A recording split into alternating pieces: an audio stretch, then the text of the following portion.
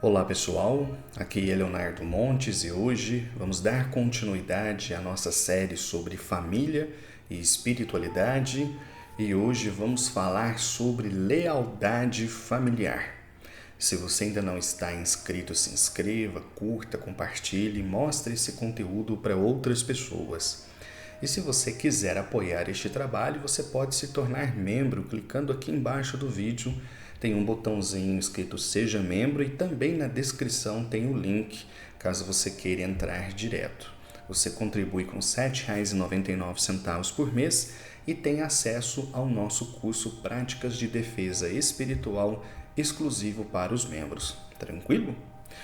Bom, antes de nós começarmos, é importante esclarecer que quando eu me refiro a lealdades familiares, eu estou falando no sentido negativo, no sentido de aprisionamento das barreiras que surgem dentro das famílias para impedir as pessoas de serem aquilo que elas dão conta de ser. E eu vou trazer aqui para essa reflexão uma bênção que há alguns anos eu li na internet e que eu nunca mais esqueci, que ela me marcou profundamente e eu creio que também vai marcar vocês. Depois eu vou deixar, inclusive, esse texto fixado aqui no primeiro comentário do canal para quem quiser conhecê-lo, tá? Eu não tenho ideia da autoria, mas não importa. O que importa é a reflexão que esse texto produz e que nós vamos utilizar aqui como base dos comentários dessa reflexão de hoje. Então, eu vou ler para vocês na íntegra, depois eu vou pegando parte a parte e fazendo os meus comentários. Tranquilo? Vamos lá então. Ela está na internet com o nome de Benção Nahuatl. E aqui no site diz: dizem que esta antiga bênção foi criada no idioma Nahuatl, falado desde o século VII na região central do México. Ela trata de perdão, carinho, desapego e libertação. Não conheço esse povo, não sei se isso é verdade, mas o que importa, como eu disse, é a natureza do texto. Então vamos lá. Bênção Nahuatl. Eu liberto meus pais do sentimento de que já falharam comigo. Eu liberto meus filhos da necessidade de trazerem orgulho para mim, que possam escrever seus próprios caminhos de acordo com seus corações, que sussurram o tempo todo em seus ouvidos. Eu liberto meu parceiro da obrigação de me completar. Não me falta nada, aprendo com todos os seres o tempo todo. Agradeço aos meus avós e antepassados que se reuniram para que hoje eu respire a vida. Libero-os das falhas do passado e dos desejos que não cumpriram, consciente de que fizeram o melhor que puderam para resolver suas situações dentro da consciência que tinham naquele momento. Eu os honro, os amo e os reconheço inocentes. Eu me desnudo diante de seus olhos. Por isso, eles sabem que eu não escondo nem devo nada, além de ser fiel a mim mesmo e à minha própria existência. Que caminhando com a sabedoria do coração, estou ciente de que cumpro o meu projeto de vida, livre de lealdades familiares, invisíveis e visíveis, que possam perturbar minha paz e felicidade, que são as minhas únicas responsabilidades. Eu renuncio ao papel de salvador, de ser aquele que une ou cumpre as expectativas dos outros. Aprendo por meio e somente por meio do amor. Eu abençoo minha essência, minha maneira de expressar, mesmo que alguém possa não me entender. Eu entendo a mim mesmo porque só eu vivi e experimentei minha história. porque me conheço, sei quem sou, o que sinto, o que faço e por que faço. Eu me respeito e me aprovo. Eu honro a divindade em mim e em você. Somos livres. Bom, eu acho muito bonito, né? Espero que vocês tenham gostado também. E acho que essa bênção, essa oração, qualquer que seja a origem, nos traz muita coisa para reflexão. Muita coisa que, se a gente interiorizar de uma maneira correta, positiva, creio que nos livraria de muito sofrimento. Porque vamos ser honestos, de vez em quando eu escuto as pessoas falarem da família tradicional brasileira. Você já ouviu falar isso?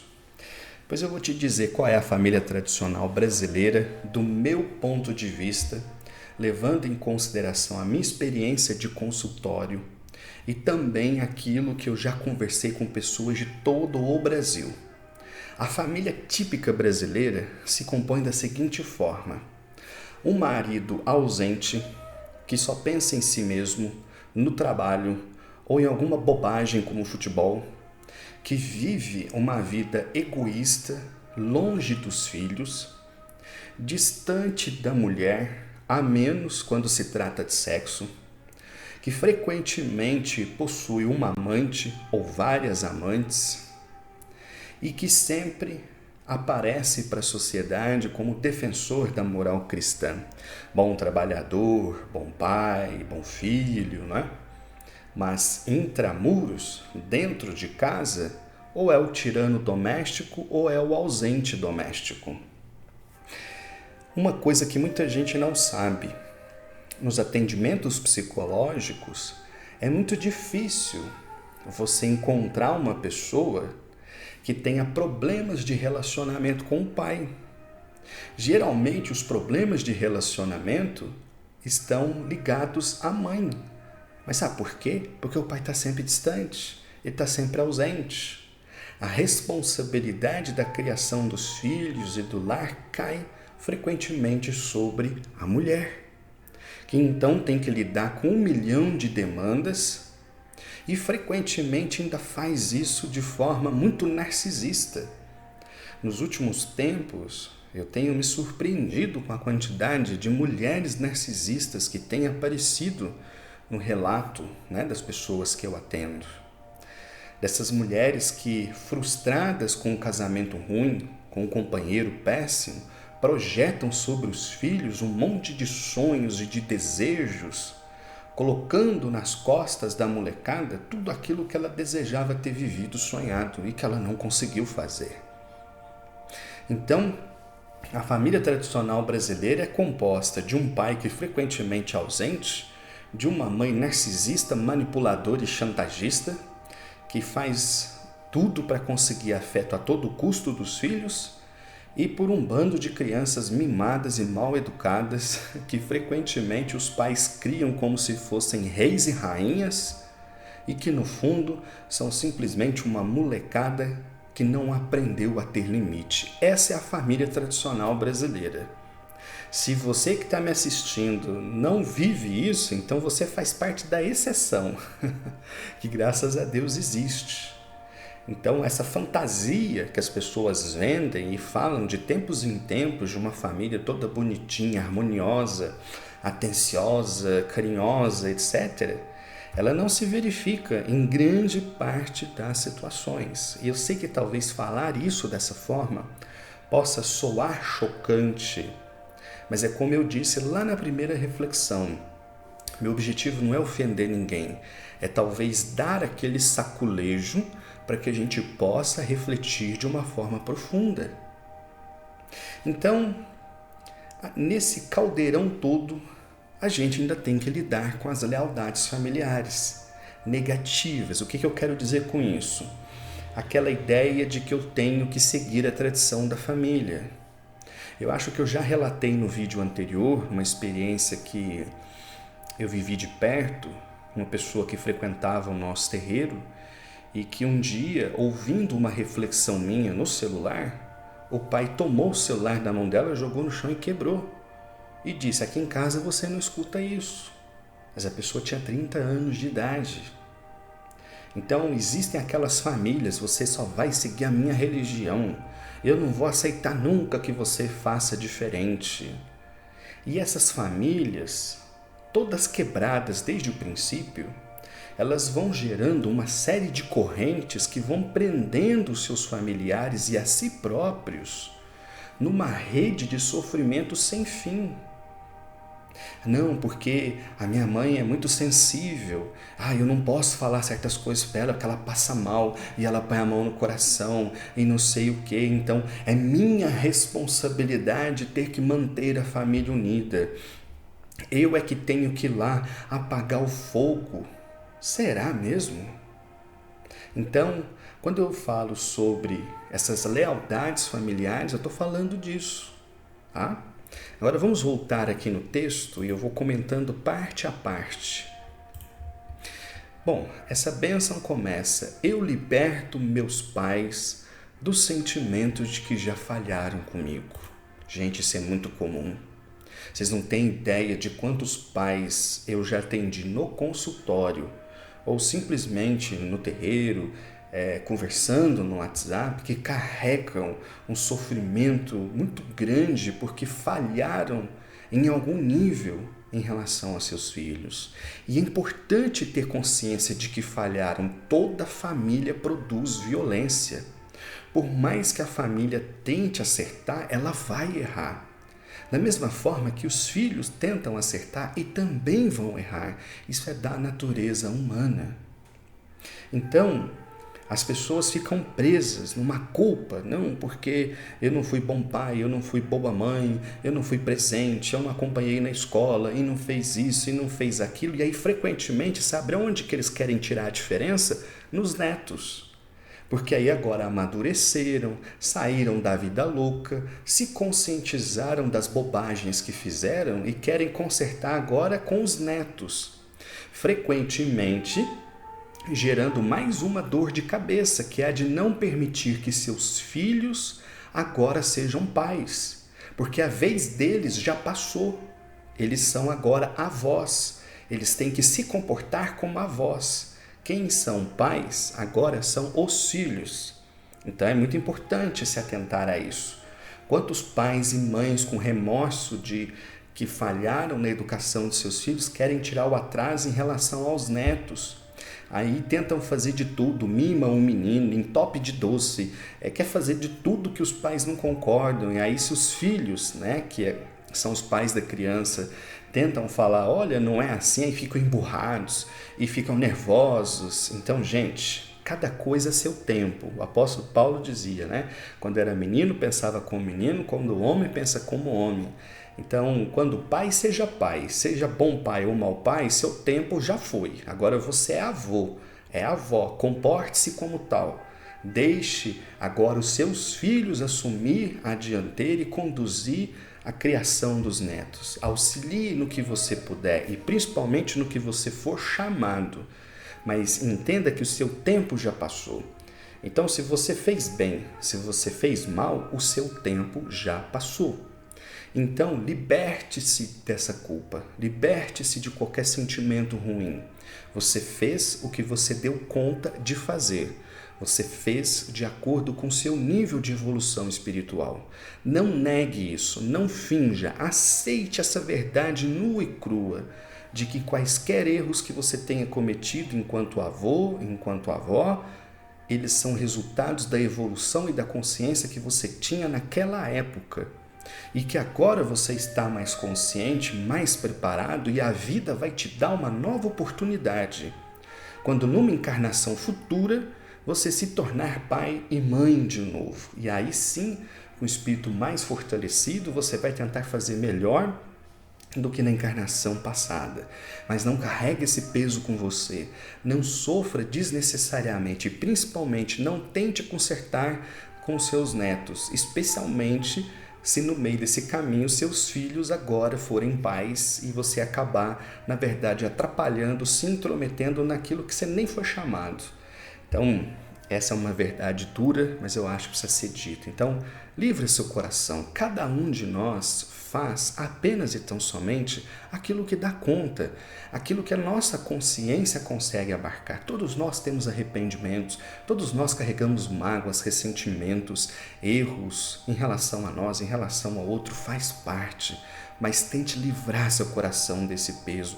Segue em diante, ainda tem um longo caminho para você até o fim da sua vida. Faça por merecer ainda aquilo que não chegou. Isso eu acho muito importante. Continuando. Eu liberto meus filhos da necessidade de trazerem orgulho para mim. Que possam escrever seus próprios caminhos de acordo com seus corações, que sussurram o tempo todo em seus ouvidos. Tem muitos pais, eu via isso muito quando criança nos filmes americanos. A minha esposa gosta muito daquela série Largados e Pelados, do Discovery Channel, e eu falo para ela que todo mundo que participa daquilo é meio lelé. E quando o entrevistador pergunta por que você quer participar disso, eles respondem, para provar para mim mesmo que eu consigo. E eu fico pensando, que mentalidade idiota. Quer dizer, se o cara quer participar do desafio, ele quer participar da aventura, não tem problema nenhum, mas esse negócio de provar para mim, provar para os outros. E frequentemente essa necessidade, de trazer orgulho para os pais, de toda hora ouvir os pais dizendo, é bom filho, Isso é gerado muitas vezes porque os pais assim querem. E ficam pressionando a criança o tempo inteiro para dar resultado, para fazer melhor. Então, assim, na época dele, ele passava o dia inteiro na rua jogando bola, correndo, subindo em árvore. Mas aí ele tem um filho agora que não, meu filho vai estudar o dia inteiro e quando chegar de noite ele vai fazer karatê, ele vai fazer não sei o quê. E aí bota uma pressão enorme nos ombros daquela criança, que vai crescer com a necessidade de que tem que corresponder aos desejos dos pais o tempo inteiro. E quando se torna adulto, fica neurótico e vai ter que pagar anos de terapia para tentar resolver isso, para tirar de si esse sentimento de que falhou, que não foi também bom filho, que cometeu erros, que não deu orgulho para os pais. Então, você que está me assistindo agora que é pai, observa a sua conduta, observa se você não está impedindo seus filhos de seguirem o caminho que eles escolheram, o caminho que é deles, não é seu. E se você não fica ali toda hora querendo que eles tragam esse orgulho, que eles se sacrifiquem em prol daquilo que você acha que é certo. Isso é muito importante. Continuando. Eu liberto meu parceiro da obrigação de me completar. Não me falta nada. Aprendo com todos os seres o tempo todo. Isso aqui também entre casal dá muito problema, A pessoa cresce na família típica brasileira, se casa toda quebrada emocionalmente do avesso e depois começa a exigir do companheiro ou da companheira tudo aquilo que a família não deu. Então quer atenção excessiva, quer cuidado excessivo, quer ser tratado como rei, como rainha, sei lá como o quê. Fazendo do relacionamento que poderia ser uma junção de forças para crescimento mútuo, uma prisão, em que um sempre demanda e o outro tem que correr para satisfazer, porque senão emburra, porque senão fica sem conversar, porque senão fica bravo. Então esse é o preço que se paga quando não se conhece, quando a gente não cuida do nosso emocional. Eu sempre fico pensando, o dia que nós tivermos a mesma quantidade de pessoas que estão nas academias cuidando dos seus corpos, fazendo terapia para cuidar das suas mentes, a gente constrói um mundo totalmente diferente. Sou contra a academia não. O que eu estou dizendo é que muita gente se desleixa da saúde mental e geralmente começa a correr atrás quando o bicho já está pegando, Quando o marido quer separar, quando a esposa fala que não aguenta nem escutar a voz do marido, Então as pessoas entram nos relacionamentos muitas vezes querendo sugar a alma do outro, Para preencher um vazio existencial que muito bem poderia ser tratado num processo terapêutico. Então é mais uma reflexão, Agradeço aos meus avós e antepassados que se reuniram para que hoje eu respire a vida. Libero-os das falhas do passado e dos desejos que não cumpriram, conscientes de que fizeram o melhor que puderam para resolver suas situações dentro da consciência que tinham naquele momento. Eu os honro, os amo e os reconheço inocentes. Olha que interessante, né? É legal a gente pensar nisso, né? No sentido de que não só, às vezes, né, são os avós que querem tirar atrás em relação aos netos, né? Mas muitas vezes os netos, se acostumando com esses mimos, também exigem esse comportamento dos avós. Então, ter essa consciência, né, e libertá-los dessa obrigação de alguma forma, ressarcirem em mim aquilo que adquiriram com o outro, é também um processo libertador e que merece a nossa reflexão. Eu me desnudo diante de seus olhos, por isso eles sabem que não escondo nem devo nada, além de ser fiel a mim mesmo e à minha própria existência, que caminhando com a sabedoria do coração, estou ciente de que cumpro o meu projeto de vida, livre de lealdades familiares invisíveis e visíveis, que possam perturbar minha paz e felicidade, que são minhas únicas responsabilidades. Gente, aqui é importante compreender que, naturalmente, esse texto ele não está falando sobre egoísmo, ele não está falando sobre hedonismo, ele não está falando sobre individualismo, ele está falando de individuação, né, da capacidade que eu tenho de me reconhecer como um indivíduo no tempo em que eu estou ciente de que a mim cabe todo o esforço para a construção de uma vida digna, a mim, para mim. Eu não tenho poder de fazer isso por um outro, ainda que esse outro seja meu pai, minha mãe, meu filho, meu irmão, quem quer que seja. Se as pessoas assumissem essa responsabilidade, a gente não tinha que ficar cuidando de ninguém. A gente só tem que cuidar de um outro, e claro, aqui eu estou dizendo um outro saudável, eu não estou falando de alguém doente, acamado, para você ligar o foda-se, não é isso. Mas sabe aquela história de que assim, eu tenho que cuidar da minha família, eu sou o salvador, se não for eu, a minha família desmorona. Mas você só tem que fazer isso porque eles não estão fazendo por eles. Mas eles são seres humanos que nem você. Se você dá conta de fazer isso na sua vida, eles também dão conta. Se eles não estão fazendo porque não querem ou porque não se esforçaram o suficiente, porque nós todos somos da mesma espécie. O que uma pessoa consegue fazer, a outra também consegue. Não tem gente privilegiada nesse sentido. O que acontece é que muitas pessoas delegam essa responsabilidade para os outros. Não, você que vai consertar. Não, porque meu pai e minha mãe não conversam, não foi eu, ali vive em pé de guerra. Problema deles, a vida é deles. Você existia quando eles se conheceram? Não, você nasceu fruto disso, certo? Eles não viveram toda uma vida antes de você nascer? Eles não deram conta? Entende o que eu quero dizer? Isso, gente, nossa, como eu já vi pessoas sofrendo nisso, né? Aliás, tem até essa parte que complementa, que eu acho muito bonita, né? Eu renuncio ao papel de salvador, de ser aquele que une ou cumpre as expectativas dos outros. Eu, particularmente, já sofri muito com isso. Eu vou dar só um exemplo para vocês. Durante muitos anos, eu tive o desejo de que o trabalho espiritual que nós construímos no terreiro fosse um espelho de tudo aquilo que eu acreditava e trazia nos meus conteúdos. Então eu me esforcei muito forte para que isso acontecesse. Então, quando eu via uma pessoa cometendo um erro, falando uma bobagem, aquilo me doía, porque eu falava, gente, não é isso que nós estamos ensinando, não é isso que nós estamos aprendendo.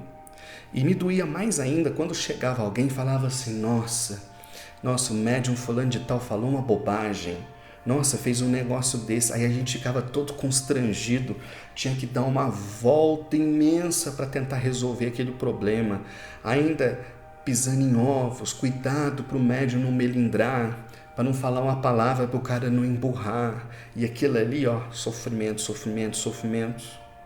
Um dia, durante a cerimônia com a ayahuasca, A ayahuasca, o espírito da floresta, como eu costumo dizer, né? Ele falou assim para mim: quem disse que você tem que ser modelo de alguma coisa? Você está fazendo isso é por orgulho, isso é vaidade. O que você tem que fazer é o seu trabalho, que cada um assuma a responsabilidade do próprio trabalho. Você não precisa se sacrificar em nome do coletivo. E é claro que falar isso soa muito óbvio, mas sentir isso, ainda mais na força, foi uma coisa transformadora. Aquilo tirou 50 quilos das minhas costas. Hoje, quando alguém chega para mim e fala assim: nossa, porque o médium ali, ele falou uma barbaridade. Eu falo: vai lá e pergunta para ele por quê. Vai lá pro guia dele explicar isso que ele falou. Esse é um problema dele, eu não quero nem saber. Não sou modelo de nada, não estou aqui para salvar a ninguém. Isso é profundamente libertador. Isso eu estou dando um exemplo no trabalho espiritual, mas isso vale para casa, isso vale para a empresa. Eu trabalhei com o Senhor que um dia ele falou: olha, meu apelido, apelido da minha esposa na família é viúva. Por quê? Porque eu estou sempre trabalhando. Então ele falava para mim assim: nossa, eu tenho um arrependimento muito grande porque eu não vi meus filhos crescerem, mas eu preciso trabalhar porque eu quero dar um futuro melhor para minha família. E eu dizia: olha, mas você já perguntou para sua família se elas querem tudo que você está comprando com dinheiro? Será que eles não fariam questão de te ter mais presente? Será que a sua mulher não faz mais questão de ter você dormindo na cama com ela toda noite do que com a conta bancária que vocês criaram? Porque ele ganhava muito bem, mas trabalhava de segunda a segunda, tinha horário para entrar, não tinha horário para sair. Então, essa ideia, né, ele vestiu o papel de salvador, não, porque eu tenho que prover minha família, aí pagou faculdade para todos os filhos, gastava uma fortuna de dinheiro e, por consequência, tinha que trabalhar mais, não, porque é minha obrigação, porque eu botei filho no mundo e eu vou dar do bom e do melhor, mas os filhos todos distantes. Então, adiantou o quê? Então, a gente tem que se fazer essa reflexão, né? Eu estou no papel de salvador, sou eu que vou unir minha família? Não, mas porque meu irmão é complicado, não, porque meu tio, você não sabe. Não, ele que se vire, porque a vida é dele, ué. Se eu dou conta de cuidar da minha, por que ele não dá conta de cuidar da dele? Então, essa é uma reflexão muito importante. Sair desse papel de salvador, né? Daquele que une. Não, cada um é responsável por si. Se A não quer se dar bem com B, isso é problema de A e é problema de B. Eu posso ter uma relação maravilhosa com A, posso ter uma relação maravilhosa com B, mas se eles não se bicam, problema deles. Tranquilo? Vamos lá. Aprendo por meio e somente do amor.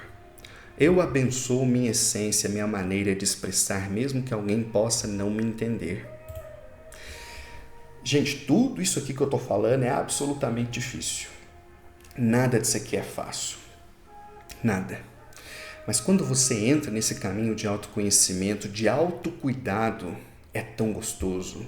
Isso traz uma paz tão grande. Quando eu olho hoje para a minha vida, eu estou tão feliz com as coisas que eu fiz. Nem tudo está perfeito. Tem coisas ainda que eu não consegui alcançar. Tem coisas que eu desejo.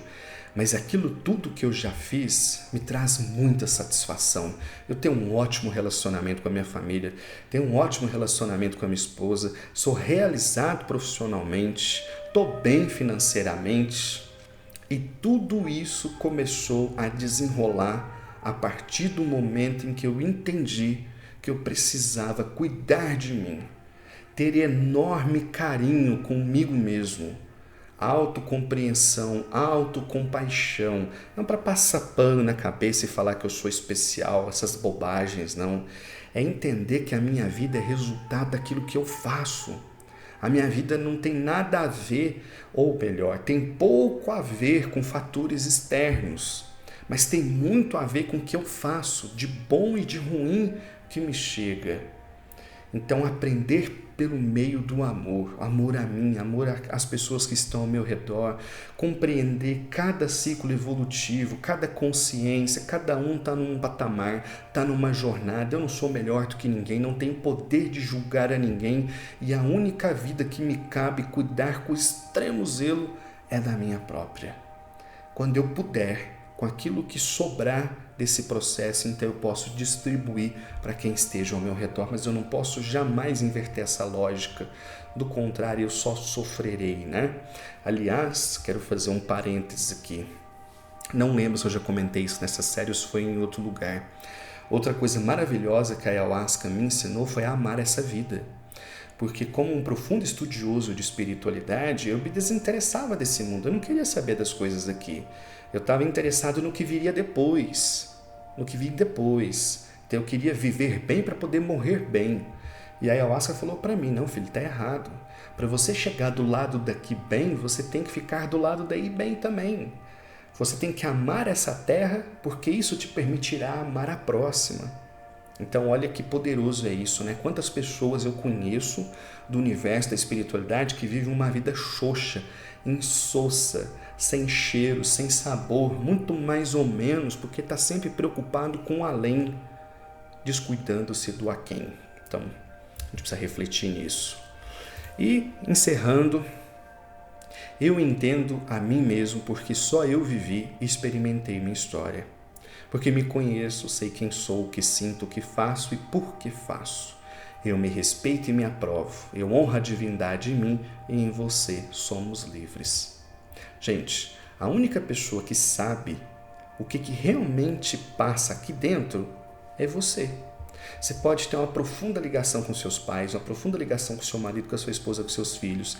Eles só fazem ideia. Só você sabe o que passa no seu coração. E se isso não é motivo suficiente para que eu então invista em mim, eu não sei mais o que pode ser. Eu vou fazer uma última historinha, né?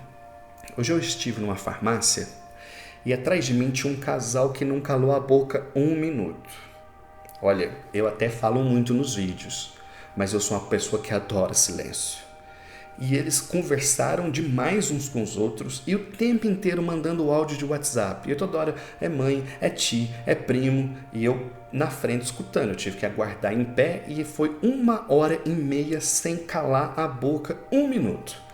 Toda hora conversando notícia, não, a tia fulana tá doente, não, porque eu não sei o que. Eu falei, meu Deus, a cabeça desse povo devia estar parecendo um enxame. Não parava um minuto, não tinha um minuto de sossego ali dentro, né? E eu ouvindo aquilo tudo, né? E eles com um monte de preocupação, e corre para cá e corre para lá, aquela barulheira. E eu ali tentando ficar em silêncio, tentando, enfim, esperar que, né, chegasse a minha vez de ser atendido, né? E demorou bastante. E ali eu fiquei pensando, né, na quantidade de energia que a gente coloca no outro, né? Como eu disse, não é uma reflexão sobre egoísmo, sobre individualidade, mas a gente bota muita energia no outro, né? Tudo é o outro, tudo é o outro. Eu sou uma pessoa que, assim, vocês nunca vão me ver falando mal de ninguém. Alguém que falar assim, nossa, o Léo fez uma fofoca. Eu não gasto um minuto da minha vida para falar da vida dos outros. Isso, graças a Deus, é uma conquista da espiritualidade. Tudo que eu aprendi até hoje sempre me ensinou uma coisa, filho, cuida de você. Se der, você cuida de quem está próximo de você. Esse é o plano. Então não tem que ficar falando mal nem de chefe, nem de nada, nem de ninguém, nem de terreiro. Não existe isso na minha vida. Eu me ocupo apenas de mim mesmo e das pessoas que estão ao meu redor, da minha esposa, dos meus pais e assim sucessivamente. Então aqui fica uma última reflexão em relação a tudo isso.